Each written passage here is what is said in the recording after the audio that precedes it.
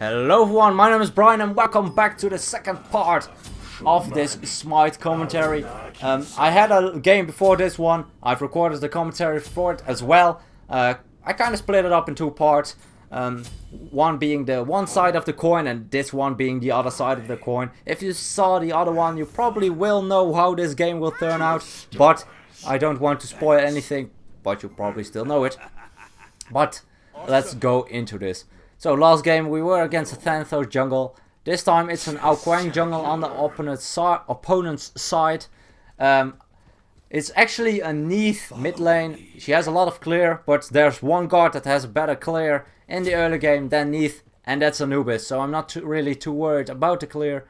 This definitely won't be too much of an issue. This game will be very interesting. We have a lot of control on our team and that will help me out a bunch. Athena Taun's able to peel for me. Tears, the jungler for today, picked up Blink, so he can initiate with that, but as well he has a fearless chain with a lot of damage. Chuck has a silence, has some slows, and Houyi of course with the stun with the mark, as well as an ultimate to really peel for that. At this point I went for the same start as last game. Vampiric Shroud, Tiny Trinket for a bit of lifesteal, a bit of power, and I went for 2 health potions, 1 mana potion. I feel like the health potions are just a bit better to go for in the early game because there is a lot of aggression in this meta in Season 3 on the mid game. The jungler will rotate to mid almost immediately, so that way you can keep yourself a bit more safe with that additional health potion. At this point I will just go and run up. I need to clear this wave as fast as possible, but I don't want to get hit by the spirit arrow from underneath. She used it, so I can just move up. I will take a little bit of poke for it. Not a whole lot actually, she missed a shot. So she could have turned that a lot better. Also the archer minions are still up on my side, so that gives us the advantage in this for this mid camp. We have one jungle and they were able to steal the second one. That's a bit unfortunate. Nice poke on the enemies. I took a little bit too much poke in my opinion, so I popped a health potion. I do have a bit of lifesteal and a regen from my Vampiric Shroud, but that's alright. As you can see, a good amount of sustain. I'll just level up my 3. Might have been able to go for the stun. Fortunately enough, a Blink missed his fearless, but that's alright. Can happen. No problem at all. You don't want to blame someone for it or just, well, kinda accuse him of missing his Blink fearless, because that will just tilt your teammate and there's no reason you should do that. I have my stun now. I can stun out the Aoquang and he used his beat, but he doesn't have his escape and we are able to pick up first blood. Well done on the tier. He was very aggressive and I was able to kind of help him with it. I wasn't in it too much.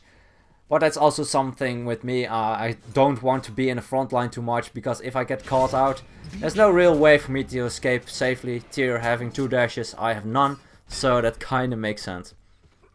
At this point we can just go for the jungle buffs.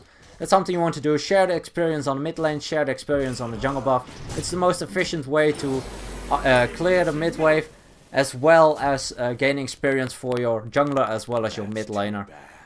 Especially since he has Boombas, it will help him out a lot and you will get additional experience from the buff camps as well. So you always want to try to kind of share the experience with your teammate. Try to do that as much as possible. It will help him out, like I said, a bunch. At this point we picked up the first blood. Other than that, not an awful lot going on. I am level 5 at this point. Tyr is level 5 now as well, so we can just invade. We don't have a buff of our own to clear, so we just figured we could pressure them in the jungle a bit. Tyr taking an awful lot of damage. I used my one to kind of peel. Kind of wanted to use my ultimate. Unfortunately enough, missing a tick on the Aoquang. If I was able to get him out of stealth, I probably would have been able to kill him. But it did provide enough peel for my Tyr to get out safely. And that's the thing that was most important to me. If I was able to get a kill, that would have been great as well. But still, I just wanted to make sure he was safe. Returning to the mid lane. I don't have an awful lot of mana, so I'll just auto attack, wait a bit for the minions to group up. Use my 3 on it. Again, we're maxing out my 3 first. Kind of warn my teammates. Just barely too late with my stun. That's a bit unfortunate. If I was able to hit that stun, then the Neith would not have picked up that kill on the Athena. Shark solo laner, I think it's Xinchen, I'm not entirely sure. Used his TP to go the right side. They were able to go and gank them. A bit unfortunate. Shark was not able to rotate in time. Just stunning out the Neith at this point and returning to the base. I have a lot of gold. I just pick up my boots and get some wards going. Wards definitely very important. Anubis is very susceptible for ganks. English, very difficult. But he definitely needs to be careful for ganks. Our Quang at this point is a bit behind, so that will help out a bunch. But he's still a threat to be reckoned with. A bit of a lag spike.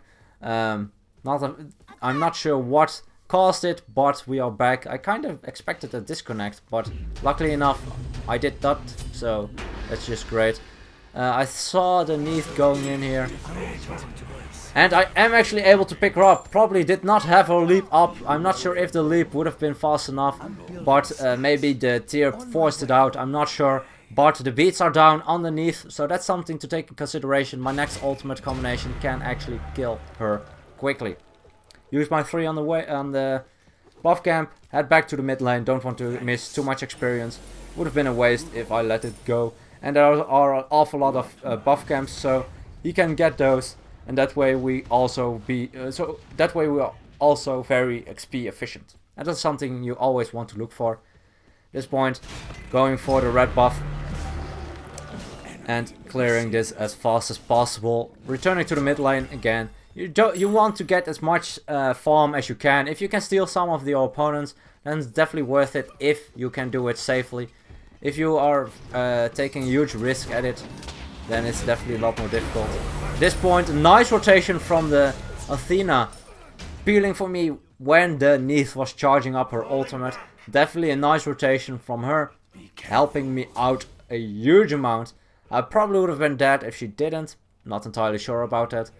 I kind of was figuring I could go for the right back camp, but I figured I could just go back. I didn't want to take too much farm from the tier. And if he comes now, we can still get it together. So it's a bit more XP efficient. Or I can just rotate mid and get a lot of more. But Bankrupt's Talon, definitely the first item I will pick up next. If you think Doom Orb is good, don't pick it on Anubis. Anubis is such an easy god to get and finish off that you will take such a huge amount of risk going for that. Nice bait. She baited out my my stun. Was able to go away. If I hit that stun, she would have been dead. Her beats were down, so my ultimate would have been enough to finish her off. Probably would have used it just to finish her off, because a kill was a kill. I don't think my 3 would have been enough. That's mostly the reason. But like I said, Bankrupt's Talon, some lifesteal, a lot of power.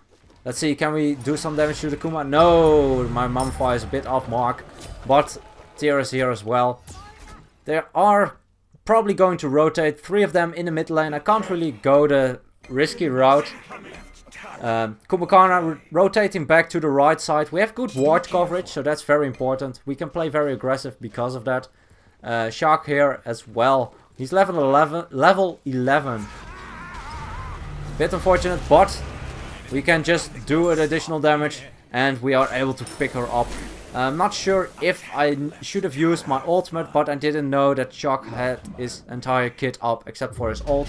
So I figured I should just use it, finish her off, and we're able to pick her up, so no harm, no foul.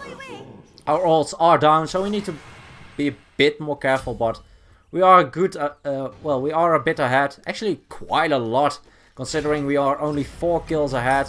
We are almost we are actually 4k gold up, so we are able to effectively strip the opponents of their farm, and that's very important. Getting more items online than your opponents is definitely something you should look for, because it will help you out a bunch, will help out them not a single bit. Be careful. So this game is going a lot different than the other one. We didn't have an evade. They are very aggressive. I tried to rotate. I should not have used my 1. If I didn't use my 1, I probably could have blocked the Neath ultimate, but unfortunately enough, I was not in time.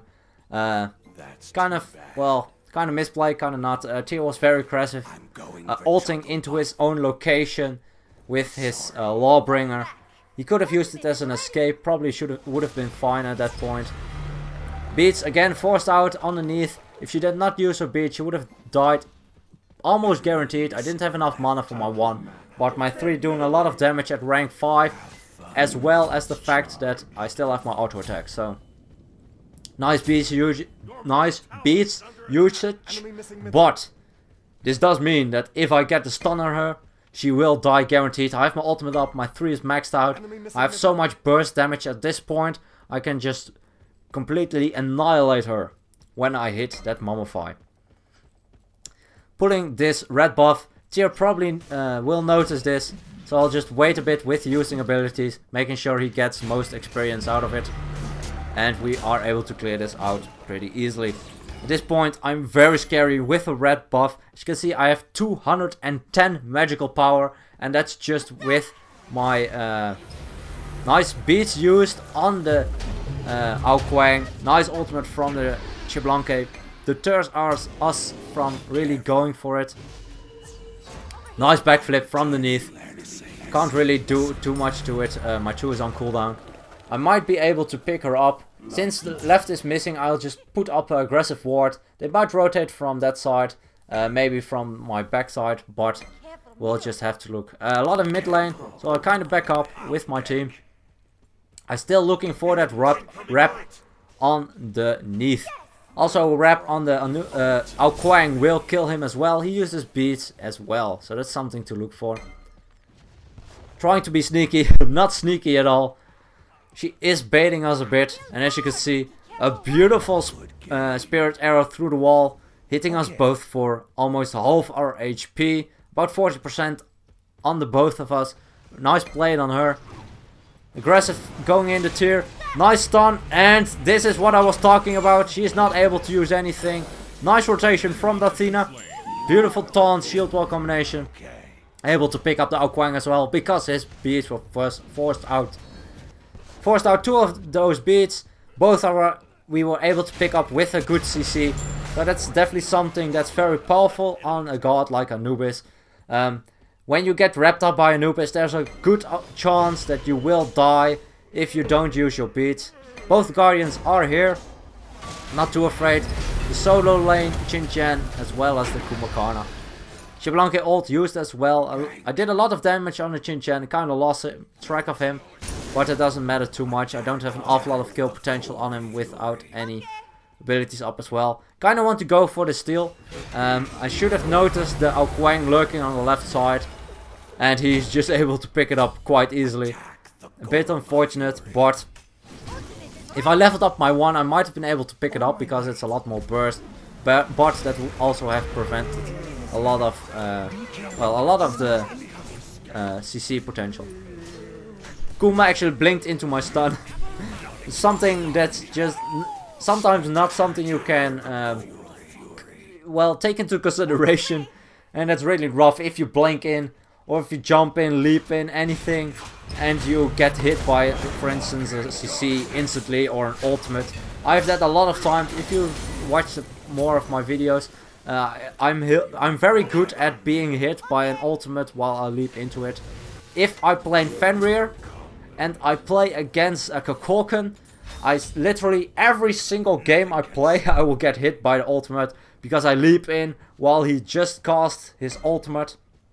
Not before, but as I leap, he casts his ultimate, and when I land, I get immediately knocked up by it. Can be rough. As you saw there, we were able to pick up the Kumbhakarna with that CC.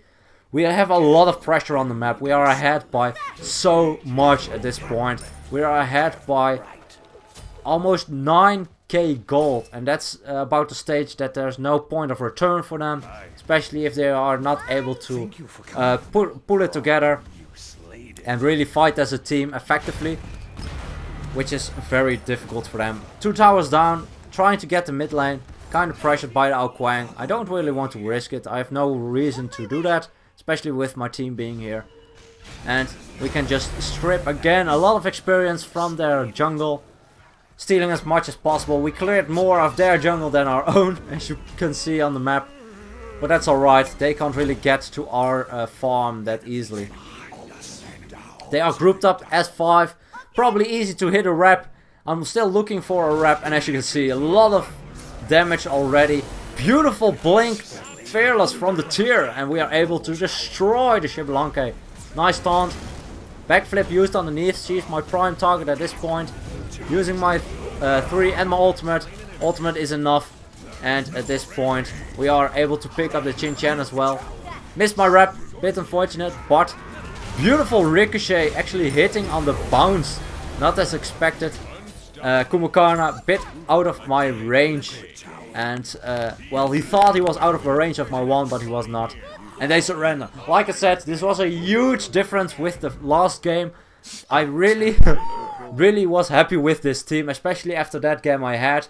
It's not like my last team was bad, but the fact that, well, we had one that rage quitted, so that's kind of unfortunate. Other than that, I actually thought my team was very good as well last game. But we were able to pick up this win, and that really felt great, especially after that game. And you can see 2 different games. A lot of damage as well, 9k damage. I was 7-0-5. I didn't die, kept myself safe. Was able to deal a lot of damage, and they were not able to pressure me out. The Neath did a good amount of damage and was able to pick up a few kills with her ultimate. But still, an awful lot of clear on the Anubis. Kinda put her into a place. If you are against the Neath in the mid lane and you are a god with almost no clear, you really will have a rough time. But Anubis probably the strongest level 1 clear in the game. With his one, just a huge amount of damage, able to clear a wave entirely. Just ignoring the Neath, dealing a few basic attacks, doesn't really matter too much. And that kind of led to us having lane pressure almost instantly. Especially being the Quang being there a bit late. I was able to clear out the wave almost instantly. And we were able to get a lot of pressure off, getting first blood. And from there on out, really just worked out in our favor. And that's just tremendous. Really enjoyed this one a lot. Thank you so much for the request. I played 2 Conquest games with Anubis in the mid lane after each other. I actually enjoyed them both. The first one was a bit rough, but this one definitely a lot more enjoyable. And they surrendered, a bit unfortunate in that case. Kinda wanted to see Anubis' potential in Conquest, especially in the late game. But that's alright. Hope you guys enjoyed. Thanks again for the request. If you have another request, please let me know. I really like to play requested gods and game modes. It really puts me in a place I might have not been able to do that or would never have done. For instance, Anubis mid probably would never have done that because Anubis is very difficult to play in the mid lane or anywhere in Conquest. Hope you guys enjoyed, and as always, good luck, have fun, and I'll see you guys in the next one.